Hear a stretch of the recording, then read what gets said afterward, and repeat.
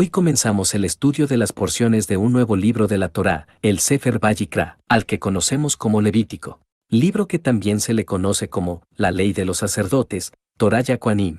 Y la primer parashá que lleva por nombre Vayikra comprende por entero los primeros 5 capítulos del Levítico. El tema central del libro de Levítico es el servicio del tabernáculo, y empieza con la instrucción acerca de los korbanot, los sacrificios. Siguen las leyes del Tame, las impurezas que pueden contaminar el santuario. Posteriormente, vienen instrucciones muy específicas para los sacerdotes, los Kohanim, y para el Cohen Agadol, el sumo sacerdote. Más adelante está un apartado acerca de las bendiciones y las maldiciones, los pecados sexuales, las fiestas de Dios, la alimentación bíblica, comida kosher, y termina el libro con diversas formas de hacer donaciones al santuario. En cuanto a las ofrendas, esta porción nos habla de la ofrenda de elevación, llamada olá, que es totalmente quemada. Hay 5 variedades de ofrendas vegetales. La ofrenda de paz, llamada shelamim, se repartía en 3 partes. Una se quemaba por completo, otra era para los sacerdotes, y la última se la comía el mismo que la traía. Las ofrendas por el pecado, llamada hatat, para expiar los pecados cometidos por error, por parte del sacerdote, por el pueblo o por el rey. La ofrenda de culpa, llamada ascham, esta era por aquel que se beneficiaba ilícitamente por una transgresión o por una circunstancia.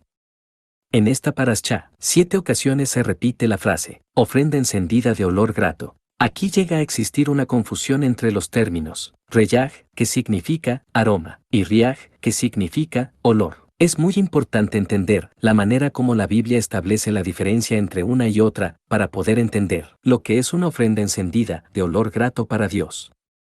El aroma es la fragancia que se desprende de algo, mientras que el olor es la percepción de ese aroma por la olfacción retronasal. Veamos algunos ejemplos en la Biblia. Génesis 27:27, y Jacob se acercó, y le besó, y olió Isaac el olor de sus vestidos, y le bendijo, diciendo, mira, el olor de mi hijo, como el olor del campo que Dios ha bendecido. Aunque aquí, la traducción dice, olor, se refiere al aroma que despiden los vestidos del hijo de Isaac, que los compara con el aroma del campo. Veamos otro ejemplo. Génesis 8:20-21, y edificó Noé un altar a Dios, y tomó de todo animal limpio y de toda ave limpia, y ofreció holocausto en el altar. Y percibió Dios olor grato, y dijo Dios en su corazón, no volveré más a maldecir la tierra por causa del hombre, porque el intento del corazón del hombre es malo desde su juventud, ni volveré más a destruir todo ser viviente, como he hecho. Aquí lo que vemos es la manera como Dios percibe la ofrenda de Noé, y dice que la percibe con olor grato, o sea, que le gustó.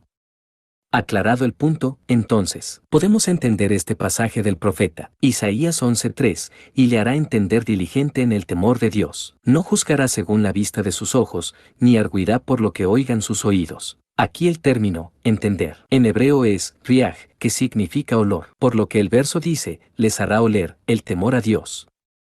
Entonces, aquí la pregunta es, ¿cuál puede ser el aroma más grato que puede percibir Dios? Segunda de Corintios 2:14-16, más a Dios gracias, el cual nos lleva siempre en triunfo en Cristo Jesús, y por medio de nosotros manifiesta en todo lugar el olor de su conocimiento, porque para Dios somos grato olor de Cristo en los que se salvan, y en los que se pierden, a estos ciertamente olor de muerte para muerte, y a aquellos olor de vida para vida. Y para estas cosas, ¿quién es suficiente?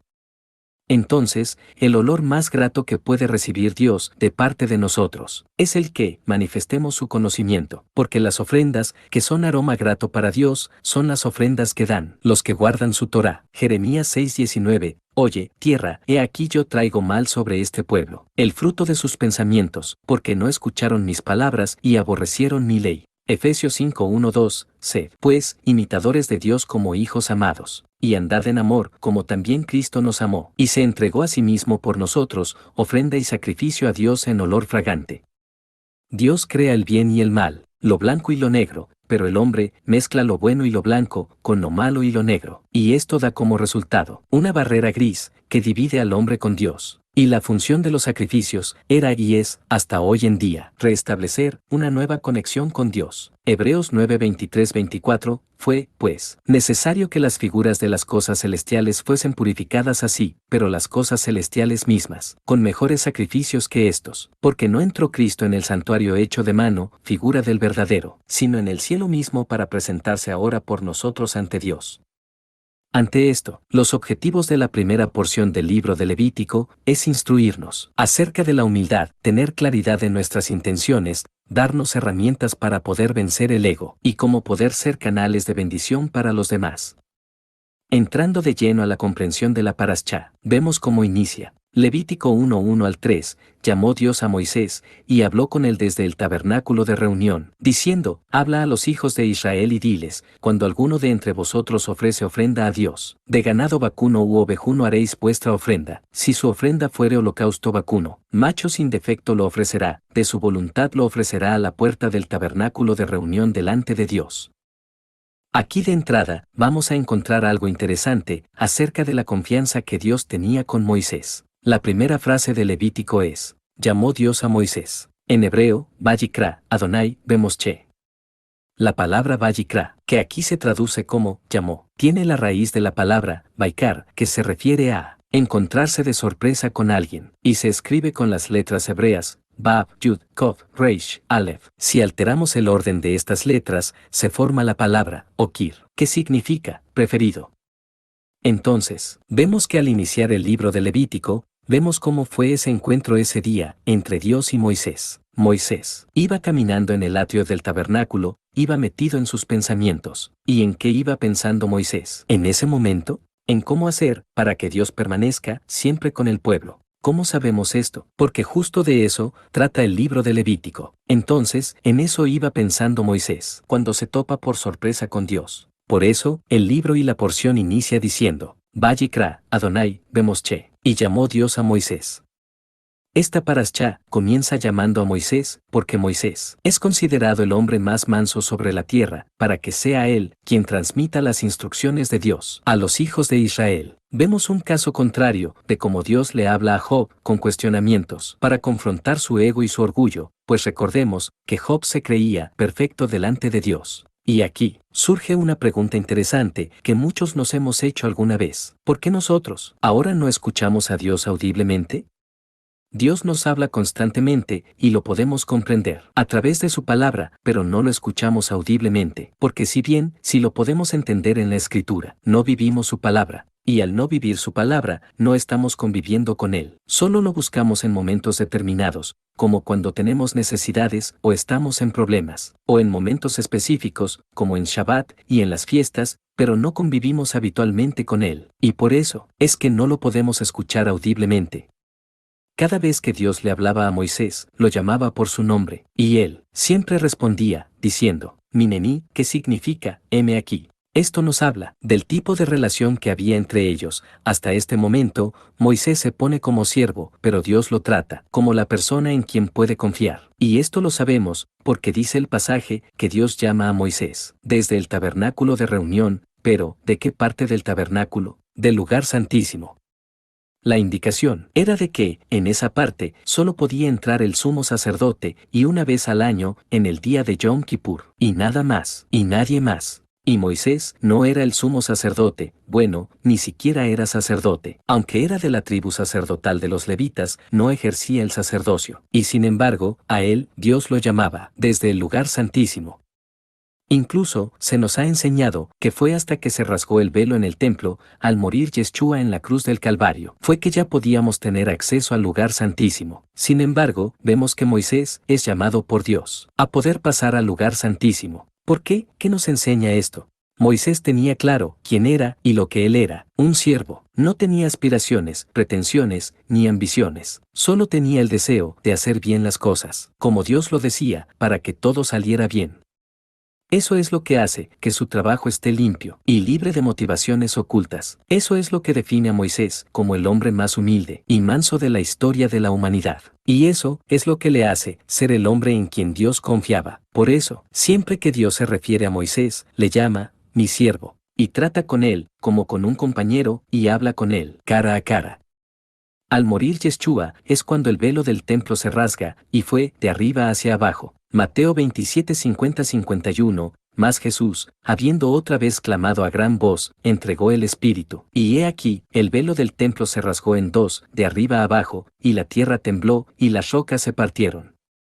Esto, más que un logro espiritual, fue una muestra de dolor de parte de Dios, como cuando una persona se rasga sus vestiduras. Pero el llamado de Dios a Moisés, desde dentro del santuario, nos da la esperanza de que, para ingresar al lugar santísimo, no se necesita que Dios desgarre su velo, solo hay que ser un siervo, como Moisés. Entrando a la profundidad del pasaje citado, tenemos que la primera ofrenda que trata el Sefer Vayikra se le conoce como Ola, y este término es la raíz primaria de elevación, y la ofrenda tiene que ser de un animal vacuno que debe de ser perfecto. El alefato hebreo comienza con la letra Aleph, y esta letra Aleph, pictográficamente, en el paleohebreo, se representa con la cabeza de un toro. Y aquí, en el pasaje que estudiamos, vemos que hay una letra Aleph más pequeña que el resto de las letras. Los eruditos consideran que se trata de una Aleph dañada, por lo cual, el motivo de que el toro para la ofrenda sea perfecto es en remisión a esta Aleph dañada. Pero, ¿qué es lo que dañó a esta letra, en este texto? El ego. La gente minimiza a Dios y se ensoberbece a sí mismo, antepone su propio criterio por encima de la palabra de Dios. Entonces, esta primera ofrenda de la que nos habla Levítico es para redimirnos de la soberbia. La humildad está conectada con la santidad.